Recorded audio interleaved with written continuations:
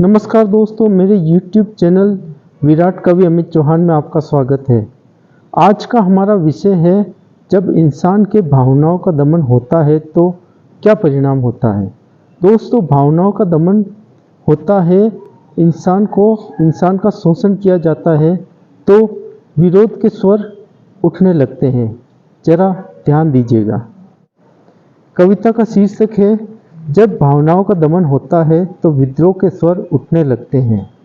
मानवीय भावनाओं का दमन क्यों होता है? मानवीय भावनाओं का दमन कौन करता है? जब कोई परिश्रम करता है, उसे मेहनताना नहीं दिया जाता, तो वो इंसान उसकी भावनाओं का दमन करता है। जब अति हो जाता है तो विरोध के बादल छाने लगते हैं। जब भावनाओं का दमन होता है तो विद्रोह के स्वर उठने लगते हैं।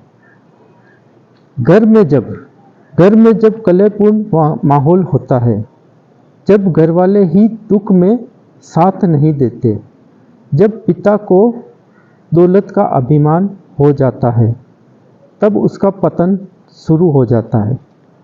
संतान को चाहिए सुखपूर्ण वातावरण, नहीं हो तब उसके कदम गलत दिशा में बढ़ने लगते हैं।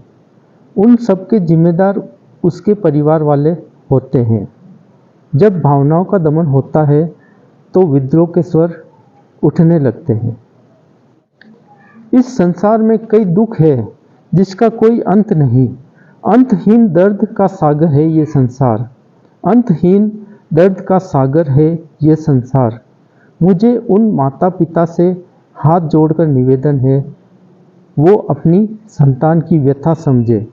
तुमने अपनी ज़िंदगी तो जी ली है, तुम्हारे बच्चों की ज़िंदगी खराब मत करो। उनकी भावनाएं क्या है, पूछो, समझो। वो क्या कहना चाहते हैं, सुनो। यूँ उनको दबाओ मत, फिर बद्दुआएं जाहिर होगी उनकी। उन्हें कैसे रोकोगे जब बद्दुआ के शोले गिरते हैं। जब भावनाओं का दमन होता है तो विद्रोह के स्वर उठने लगते हैं। दोस्तों, कई बार ऐसा होता है कि घर में कलहपूर्ण वातावरण रहता है तो बच्चा डरपोक व भीरू हो जाता है। कहीं पर पिता को दौलत का अभिमान हो जाता है और अत्याचार बढ़ता जाता है। ऐसा बिल्कुल भी ना करें। मुझे उन माता पिता से हाथ जोड़कर निवेदन है कि अपनी संतान की व्यथा समझे, उनका